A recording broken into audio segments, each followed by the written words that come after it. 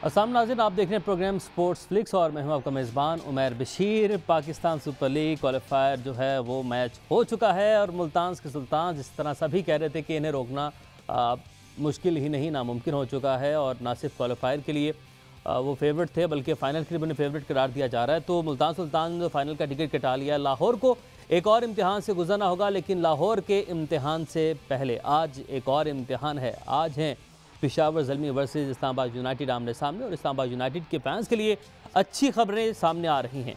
अच्छी खबर पहली ये है कि एलेक्स सेल्स आज का मैच खेलेंगे, उन्हें दस्तयाब होंगे। और उससे भी बड़ी खबर, उससे भी अच्छी खबर ये है कि शादाब खान भी आज के मैच में अपनी टीम की क़यादत करेंगे। तो इस्लामाबाद के लिए कुछ अच्छी खबरें हैं, पेशावर ज़ल्मी के लिए भी कुछ। हमने ये देखा कि खिलाड़ी उनके माइनस हो चुके थे, तो क्या कम्बिनेशन बनता है, किस तरीके से दोनों टीमें मैदान में उतरती हैं, कौन सी टीम फेवरेट है, इस पर आज के शो में हम बात करेंगे। लेकिन उससे पहले कल के मैच का भी एक पोस्टमार्टम वो हम करने जाएंगे आज के शो में। लाहौर कलंदर्स से क्या गलतियां हुई वो डिस्कस करेंगे। मुल्तान सुल्तान की ऐसी कौन सी खूबी है कि वो किसी की पकड़ में नहीं आ रहे, इस पर भी डिटेल से बात करेंगे। बहरहाल मुल्तान ने एक शानदार मुकाबला अपने नाम किया, तो दहानी जिन पर खासी बातचीत भी की गई और ये भी कहा गया कि दहानी को अपने क्रिकेट को बेहतर करना है। बड़े अहम मौके पर उन्होंने आके क्लिक किया और अपनी टीम के लिए एक अहम मैच, एक बड़ा मैच जितवाया उन्होंने। बहरहाल इनकी टीम वर्क था, हर खिलाड़ी ने इसमें पार्टिसिपेट किया। फॉर्मर कैप्टन सलमान भट्ट हमारे साथ मौजूद हैं, उन्हें वेलकम करते हैं अपने शो में। सलमान, अस्सलाम वालेकुम, बहुत शुक्रिया ज्वाइन करने के लिए। नोट्स पूरे हो गए? बिल्कुल। हमारे साथ उमैद आसिफ ने भी हमें ज्वाइन किया है और उमैद को खुश आमदीद कहते हैं, वेलकम करते हैं अपने शो में। उमैद, बहुत शुक्रिया हमें ज्वाइन करने के लिए। सबसे पहले मुल्तान सुल्तान की ऐसी कौन सी खूबी है, आपने भी इन्हें फेस किया है और क्या वजह है मुल्तान किसी की पकड़ में नहीं आ रहे? देखिए, एक चैंपियनशिप माइंडसेट जो मुझे लग रहा है, क्योंकि ऊपर से पहली चीज तो वो ऐसी चल रही है कि वो जो प्लेयर आते हैं उनके पास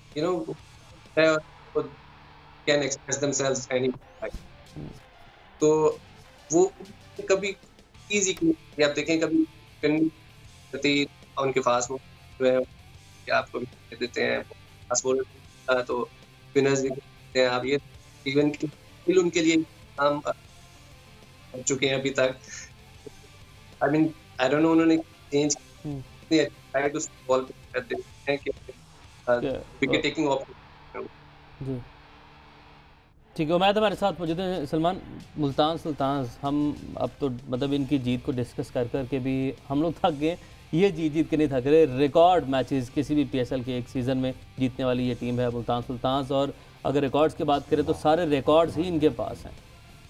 definitely better planned, better execution इनकी तरफ से देखने को मिल रही है। They play like professionals. Winning का फॉर्मूला जब आपके पास आ जाए, व्हेन यू स्टार्ट विनिंग, आपका टेम्पो बन जाए, तो the best thing is to keep it going. और वो हमने देखा कि वो they keep it very simple. ठीक है, कोई रॉकेट साइंस वाली तब्दीलियाँ नहीं करते, वो एज इट इज़ चलते रहते हैं। एट टाइम्स जब प्लेयर्स को रेस्ट भी देते हैं तो अकॉर्डिंगली दूसरा बंदा अंदर लेकर आते हैं। और फिर बड़े मैच को उन्होंने बड़े मैच की तरह ही खेला। दे वर कॉशियस। उन्होंने कहीं लाहौर के जो मेन बॉलर्स थे, एक विकेट नहीं किसी को लेने दी, आने ही नहीं दिया उन्हें गेम में। बिल्कुल ठीक है, आपको याद होगा कि यहाँ पर कल वहीद भाई थे और जब सारी गपशप लग रही थी तो यही बात हो रही थी कि वो विकेट नहीं देते अपनी। ये जो ठीक है, शान जल्दी आउट हो गया, उसके बाद रिजवान ने तो कहा जैसे तौबा नहीं कर ली होती कि जाओ फिर मैं नहीं जाऊँ, कर लो जो करना।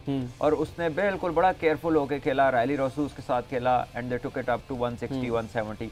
Although they had the choice, इनके पास विकेट्स थी, कहीं ना कहीं वो एक जा सकते थे पीछे के यार इसको 180-90 तक ले जाएं, बट दे मेड श्योर कि इन अ नॉकआउट गेम उनके पास इनफ रन हो। और नोइंग दैट कि लाहौर जो है उसका पिछले 3 मैचेस में 150 रन वो चेज नहीं कर सके।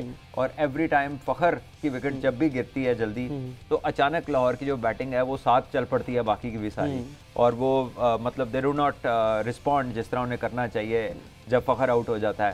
तो आई थिंक मुल्तान के पास हर चीज़ वर्कड आउट थी, but Lahore let them lose. Lahore ने टॉस जीता और पहले बॉलिंग कर ली, जबकि लाहौर को खुद को पता है कि पिछले 4 में से 3 मैच वो चेज नहीं कर सके और 159 से 164 के दरमियान थी वो तीनों चेज। इन्हीं रन्स के आगे पीछे थी और वो 3 मौकों पे जब कंसेक्यूटिवली आप फेल हुए हैं तो एक नॉकआउट गेम में why would you win the toss and then not bat, knowing कि आपकी जो बैटिंग है वो फ़खर के अलावा किसी की तरफ से भी कोई बहुत ज़्यादा रन्स नहीं आए हुए, उनकी बॉडी लैंग्वेज या उनकी जो फील नहीं आ रही उन्हें देख के कि कोई लंबे रन्स करेगा। तो ऐसे में उन्होंने, मेरा ख्याल है कि मैच अपने बॉलर्स पे डालना था कि वो दिफा करते, उन्होंने मैच अपनी बैटिंग पे ले लिया और I think it was a wrong decision. और इन दी एंड देखिए, अगर कहे ना जी राशिद खान चले गए, तो राशिद होते भी ना तो 160 पे लाहौर ने कहना था कि हम रोक ले मुल्तान को, तो बड़ी बात है। लेकिन क्या 160 फिर हो जाना था अगर राशिद होते, तो ये 140-45 ये लोगों की गलत फहमी है ना। अच्छा, ये लोगों की गलत फहमी है कि वो होते तो हो जाना था। मैं ये कह रहा हूँ कि इससे कम और कितने पे मुल्तान सुल्तान को आप सेटल करते, यानी कि अगर आपको मैच से पहले कह दिया जाए कि मुल्तान से मैच है, 160 रन उनको पहले से दे दें, तो पीपल विल ऑप्ट के हाँ दे दें, ठीक अच्छा। है, क्योंकि वो ऐसी टीम है कि इससे ज़्यादा ही करती है मोस्टली।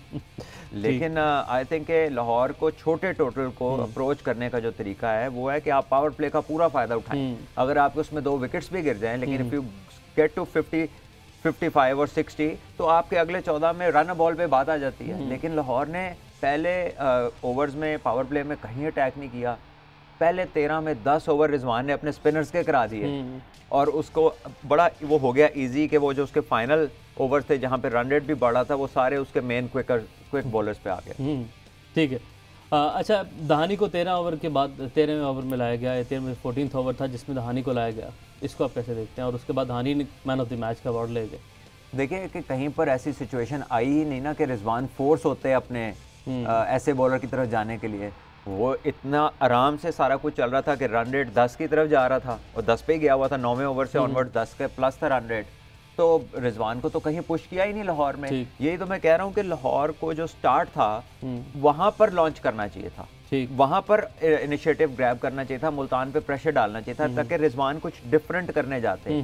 कि लाहौर ने तो ऐसा कुछ किया ही नहीं कि रिजवान को कुछ करना पड़ता। वो तो एक स्पिनर से ही 10 ओवर पहले 13 में से 10 तो स्पिनर से ही उन्होंने करा लिए और अपने जो एक्सपीरियंस बॉलर्स थे या जो तेज बॉलर थे वो आराम से उसने आखिर तक, अभी भी 1 ओवर तो धानी ने कम किया हो। अच्छा, जब फ़खर ने छक्के लगाए, विली ने फ़खर ने जब 3 छक्के लगाए तो जाहिर है आपके मेन बॉलर को इमरान ताहिर को 3 इकट्ठे छक्के, फिर एक अगले ओवर में 7 एक छक्का, 4 छक्के ऊपर नीचे आपने लगा दिए, तो डेफिनेटली इस सिचुएशन में परेशान भी हो सकता है कप्तान, पैनिक भी हो सकता है। हम ये कह सकते हैं कि अपने नर्व्स पे कंट्रोल रखा उस वक्त भी रिजवान ने। ऑफ कोर्स बंदा जो है वो सोच में पड़ जाता है जब आपके ऊपर एक ऐसा अटैक लॉन्च हो और वो सक्सेसफुली हो जाए कि 3 बॉल में 3 छक्के और 10 बॉलों में 4 छक्के लग जाएं, तो पूरा देखिए बाकी क्या रह गया था, 8 विकेट हाथ में, 7 ओवर 63 रन, तो 9 की एवरेज 8 विकेटें हाथ में हो तो अब की क्रिकेट में तो कोई एवरेज नहीं है। बिल्कुल ऐसे। और बाउंड्रीज छोटी, ठीक है, लेकिन कहीं पर भी जो आप देखें टैक्टिकली मुल्तान पीछे नहीं रहती। जैसे ही वो मोमेंटम उन्हें बनता नजर आया उन्होंने स्ट्रेटेजिक टाइम आउट ले ली, वहीं पर उन्होंने मोमेंटम जो था ना उसको रोक लिया। अच्छा, ये भी यस, जब आप ब्रेक लगाते हैं, जब थोड़ा सा क्रिकेट में ड्रिंक्स का गैप भी आता है ना तो मोमेंटम टूटता है और कहा यही जाता है प्लेयर को कि इसके बाद जरा जाके इनिशियली देख लेना। तो वो जो मोमेंटम ब्रेक थी जिसे स्ट्रेटेजिक टाइम आउट कहते हैं, वो उन्होंने बड़े टाइम पे लिया वो, और आते साथ ही आपने देखा पहले ओवर में दानी ने आउट किया, अगले ओवर में विली ने आउट कर दिया, तो वो जो दोनों सेट प्लेयर थे वो तो ले गए आते ही। टेक्निकली